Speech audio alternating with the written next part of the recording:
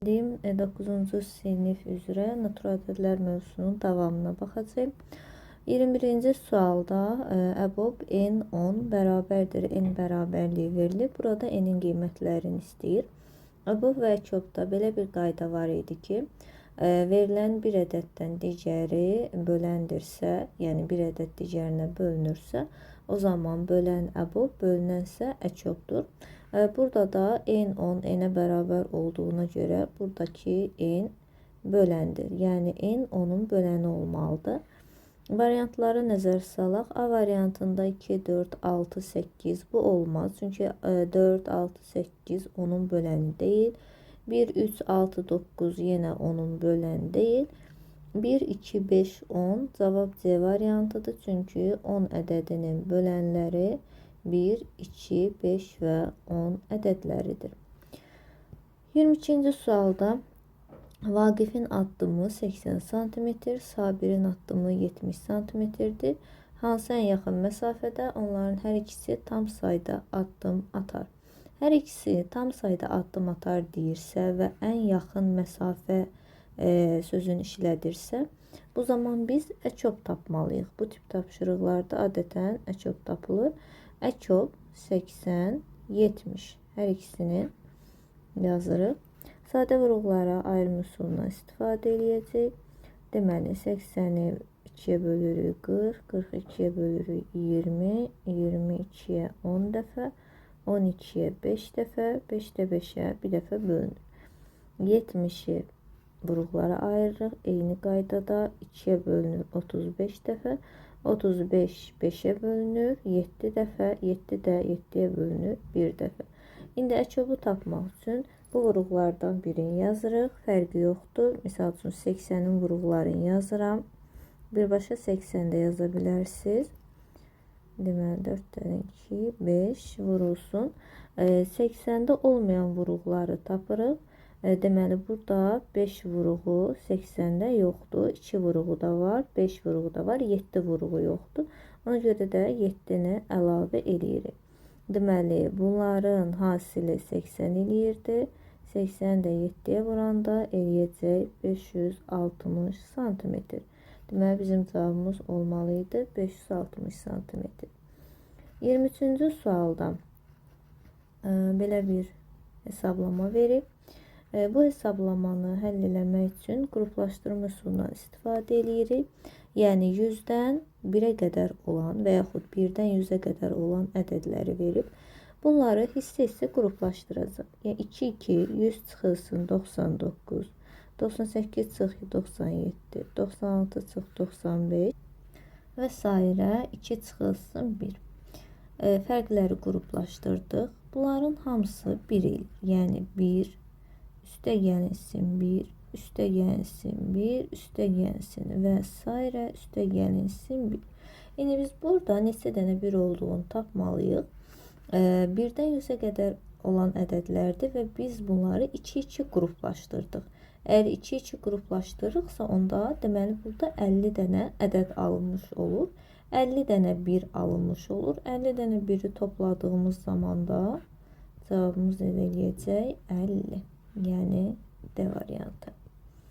24-cü sualda n ədədi verilib və bu ədədin 15-ə bölünməsindən alınan qalığı tapın. N ədədinin 15-ə bölünməsi üçün əvvəlcə hasil hissəsinə baxırıq. Hasil hissəsində, yəni 1-dən 10-a qədər olan ədədlərin hasilini verib. 15-in vurğuları varsa, deməli bu hasil hissəsi 15-ə tam bölünür. Yəni 15-in vurğuları nə ola bilər? 3 vurulsun 5-dir. 3 və 5. Baxıram 3 var və eyni zamanda 5 də var. Deməli bu ədəd, yəni 1-dən 10-a qədər olan ədədlərin hasili 15-ə tam bölünür. Ona görə də bu hissədə qalıq yoxdur. Bu hissədə qalıq yoxdur. Amma digər tərəfdə üstə gəlsin 27 də var. Ona görə də bu 27-ni götürürəm, 15-ə bölürəm. Neçə dəfə bölünür? 27-ni 15-ə bölürük. 27 də 15-ə bölünür bir dəfə. Qalıq da qalacaq 12. Deməli, verilən n ədədinin 15-ə bölünməsindən qalıq 12 qalır. Adətən bu hasil hissəsində olan ədədlər, burada verilən ədədə, misal üçün 18-dirsə bu 18-ə bölünür. Sadəcə kənarda qalan hissəni, yəni kənarda verilən ədədi 18-ə və yaxud hansı bir ədəd verilibsə ona bölüb qalığı tapıb bu formada cavabı hesablayırıq. 25-də 24 tipli tapşırıqdır elə. Sonra gəlirik 26-ya. 4A, 5B, 7 ədədi 3-ə tam bölünür. A üstə B cəmi hansı ədəd ola bilməz? Bunun üçün biz nəyi bilməliyik? 3-ə bölünmə qaydası bilməliyik. 3-ə bölünmə qaydası da belədir ki, verilən ədədin rəqəmlərinin cəmi 3-ə bölünürsə, deməli həmin ədəd də 3-ə bölünür. Bizə verilən ədəd 4A, 5B, 7 ədədidir. Rəqəmlərin cəmini toplasam, olacaq 4 üstə gəlinsin A, üstə gəlinsin 5, B üstə gəlinsin 7. Ədədləri toplayırıq. Yəni 4 üstə 5, 9, 9 üstə 7, eləyəcək 16. Üstə gəl A və B qalır. Bunları da götürürəm. A üstə gəlinsin B. İndi A üstə gəlinsin B ədədi hansı ola bilməz? Variantlardan istifadə edə bilərəm. Əgər 8 olsa A üstə gəl B, 16-nın üstünə 8 gəlsəm 24 eləyəcək. 24 3-ə tam bölünür. Buna görə də bu ola bilər. 2 götürsəm burada 16 üstə 2, 18. Yenə 18 3-ə tam bölünür. 9 götürsəm 16 üstə 9, 25 eləyir. Amma 25 3-ə tam bölünmür. Deməli, A üstə B cəmi 9 ola bilməz. 27-ci tapşırıqda eyni tipli tapşırıqdır. 28-ə baxaq. A bərabərdir 6 vurulsun 15 vurulsun 21 ədədinin neçə müxtəlif sadə vuruğu var. Bunun üçün A ədədi vuruqların hasil şəklində verib. Amma biz bunu daha da açıq formada yazmalıyıq. Misal üçün, yəni 6-nı 3 vurulsun 2 kimi yazaram. Verilən vuruqları da vuruqlara ayırırıq. 15-i 3 vurulsun 5 kimi yazaram. Belə 21-i də 3 vurulsun 7 kimi yazaram. Bu formada yazdıq və bizə deyir ki, neçə müxtəlif sadə vuruğu var. Yəni bu deməkdir ki, hər vuruqdan bir dənə götürməliyik. Burada baxıram 3 vuruğu, 3 dənə 3 var. O zaman birini götürürəm. Sonra bir dənə 2-ni götürürəm. 5 ilə bir dənə də onu götürürəm və 7. Deməli 1, 2, 3, 4 dənə müxtəlif sadə vuruğu var. Sadə vuruq soruşsa hamısını sayırıq 6, amma müxtəlif sadə vuruq deyiriksə sadəcə hər bir vuruqdan bir dənə götürürük. 4 dənə sadə vuruğu olmuş olur. 29-cu sualda eyni tiplidir. 30-cu sualda bölünən 15 dəfə artırıldı. Qismət 5 dəfə artması üçün böləni necə dəyişmək lazımdır? Bu tipli tapşırıqlarda ən sadə və ən dəqiq üsul nümunə üsuludur. Hər hansı bir nümunə yazırıq. Çox sadə bir şey yazırıq. Misal üçün ola bilər ki 4 bölünsün 2 bərabərdir 2. İndi burada 4 bölünəndə 2 böləndə digər 2 də qismətdir. Misalda verilən tapşırıqları eləyək. Deyir, bölünəni 15 dəfə artır. 15 dəfə artır deyəndə ümumiyyətlə 15-ə vurmalıyıq. 5 dəfə artır deyirsə də 5-ə vurmalıyıq. Bölünənimiz 4-dür. 4-ü 15-ə vuranda eləyəcək 60. Sonra qismət 5 dəfə artması üçün. Qismət 2 idi. 5 dəfə artması üçün 2-ni 5-ə vurdum, elədi 10. Bölən necə dəyişmək olar? Bölənlə bağlı bizə bir şey vermir. Böləndə x yazaram. Buradan tənlikdən x-i tapsam, x neçə olacaq? 60 bölünsün 10. X də bərabərdir 6. Deməlidir ki, bölən necə dəyişəcək? Bizim əvvəlki bölənimiz 2 idi. Sonra neçə alınmış? 6 alınmış. Deməli, 3 dəfə artmış oldu. Amma dəqiq öyrənmək üçün 6-nı 2-yə bölürük. Yəni, sonraki böləni əvvəlki böləni bölürük 3. 3 dəfə də artıb. Artar. Olacaq B variantı. 31-ci sualda A ədədi B-nin böləni olarsa, əbab AB-ni tapın. Bayaqki tapşırığa oxşuyur. Demişdik ki, əgər bir ədəd digərinin böləndirsə, əbab bölənə bərabərdir. Burada bölən olan A olduğuna görə, A B-nin böləni olduğuna görə olacaq B variantı, əbab B. A və B müxtəlif sadə ədədlər olarsa, əbab AB-ni tapın. Əgər A və B müxtəlif sadə ədədlər olarsa, bunların əbubu 1-ə bərabərdir. Əçobu isə bu ədədlərin hasilinə bərabərdir. Yəni, əçob AB bərabərdir A vurulsun B. Ona görə də 32-də C. 33-cü sualda əçobu soruşduğuna görə D variantı götürürük.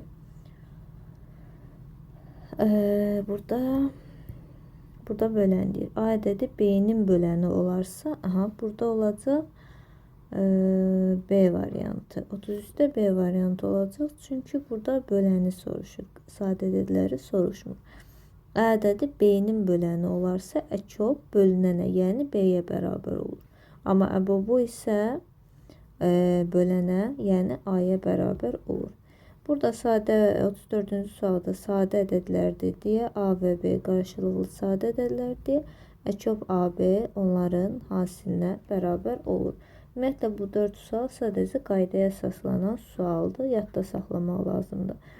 35-cidə təkliflərdən hansı doğru deyil? Tək ədədlə cüt ədədin hasili tək ədəddir. Bu qaydaları əzbərləməyə ehtiyac yoxdur. Sadəcə 1-2 nümunə ilə doğru və ya yanlış olduğunu təyin eləmək olar. Nə deyir bizə? Tək ədədlə deyir. Bir dənə tək ədəd götürəm 3. Cüt ədəd, misal üçün 2. Hasili vururuq, deyir tək ədəddir. Halbuki cüt ədəddir. 3 vur 2, 6 və bu olur cüt ədəd. Deməli, elə bu doğru deyilmiş. Cavabı birbaşa tapdıq A variantı. 36-cıda yenə təkliflərdə hansı həmişə doğru deyil. Yəni, bəzi nümunələrdə doğru ola bilər, bəzilərində yanlış ola bilər. Bunu deməyə çalışır. Tək ədədlərin hasili tək ədəddir. Misal üçün, nə ola bilər? 3 vurulsun 5, 15. Tək ədədin hasili tək ədəd eləyir. Və yaxud 7 vurulsun 3, 21. Başqa yaza bilərik. 11 vurulsun 5, 55. Və 3 nümunə yazdım. Üçündə də tək ədəddir. Cüt ədədlərin cəmi cüt ədəddir. Misal üçün 2, 4 eləyir 6. Və yaxud 6, 8 eləyir 14. Daha böyük ədəd götürsük. Tutalım 52, 48 eləyir 100. Bunların hamısı da cüt ədəd olur. Hər biri 5-ə bölünən natural ədədlərin cəmi də 5-ə bölünür. Baxaq elə. Misal üçün 10, 5-ə bölünmə əlaməti sonu 0 və yaxud 5 ilə bitən ədədlər idi. 10 olsun, 15. Bunların hər biri 5-ə bölünür. Toplayanda 25 5-ə bölünür. Və yaxud sonu 5 ilə bitən ədədlərdirsə, ola bilər ki, 15, 45, 60, bu da 5-ə bölünür. Bu da doğrudur. Natural ədədlərin nisbəti natural ədəddir. Bu həmişə doğru deyil. Niyə? Çünki 4 və 2 deyə bilərik. Hər ikisi natural ədəddir. 4-ü 2-yə böləndə 2 eləyir. Amma 2-ni 4-ə böləndə 2-də 1 eləyir. Artıq 2-də 1 kəsir. Natural ədəd sayılmır. Ona görə bu qayda həmişə ödənmir. Yəni, hər zaman doğru sayılmır. Sonra 37-yə baxaq. 37 əçob hesablamaqdır. Əçobu hesablamaq üçün sadə vuruqlara ayırırıq. Yəni, burada bizə 60 verib. 60-ı sadə vuruqlara ayırıram. 2-yə bölürəm 30. 32-yə bölünür 15. 15 3-ə bölünür 5. 5-i də 5-ə bölürəm 1. Bunu yazdım. Sonra 175-i yazacağım. 175 5'e bölünür. 35 dəfə, 35 5'e bölünür. 7 dəfə, 7-də 7'ye bölünür 1 dəfə. İndi bunlardan birini yazıram. Misal üçün 60'ın vuruqlarını yazıram. 2, 2, 3, 5. Elə bunları dediyim kimi birbaşa 60'da yaza bilərik. Sonra olmayan vuruqlara baxıram. Burada bir dənə 5 var. Burada 2 dənə 5 var. Buradakı 5'in birini getirip buraya yazıram. Burada 7 vuruğu var 175'te ama 6 da yoxdur. 7'ni də yazıram. Sonra bunu hesablayırıq. Deməli burada elə vuruqların hasili 2, 2, 3, 5'in hasili 60 idi. 5'də 7'ye vuranda 21. 60'ı da 21'e vuran, 5'i 7'ye vuranda 35. 60'ı da 35'e vuranda eləyəcək 21, 2100. Deməli burada çox eləyəcək 2100. 38-ci sual yenə artımla bağlı bir sualdır. Burada da nümunə üsulundan istifadə edib yaza bilərik. Yəni sadə bir nümunə yazıb böləni, bölünəni qeyd edib, eyni zamanda qisməti də yazıb arasındakı artıma baxa bilərik. Eyni qaydada həll olunacaq. 39'da n və n tək ədədlər olarsa ifadədən hansının qiyməti cüt ədəddir? n və n bizə tək ədəddirsə, onda biz n və n-ə tək ədəd qiymət olaraq götürürük. Misal üçün ola bilər 3 və 5, mümkün qədər sadə kiçik ədədləri götürürük. İndi hasilə baxaq. n vur n, yəni 3 vur 5 eləyəcək 15. Bu yanlışdır, çünki bizdən cüt ədəd istəyir. 3 ilə 5'in cəmi elədi 8. Bəli, bu doğrudur. B variantı olacaq. 40-cı sualda m ədədinə 13 əlavə etdikdə alınan cəm 50-dən 27 vahid kiçik olarsa m ədədini tapın. Sadə tənliyi qurma ilə eləyəcək. Bizə m ədədi verib 13 əlavə etdikdə, yəni üzərinə 13 gələndə alınan cəm 50'den 20 vahid kiçik. Yəni 20 vahid kiçik deyirsə biz burada çıxmalıyıq. Çıxırıq. 50'den 27 çıxırıq. Bu da eləyəcək 23. Alınan cəm neçəymiş? 23. İndi m ədədini istəyirsə, bu da sadə tənliyi idi. 23'dən 13 çıxırıq. M eləyəcək 10. Deməli burada olacaq cavab Y variantı.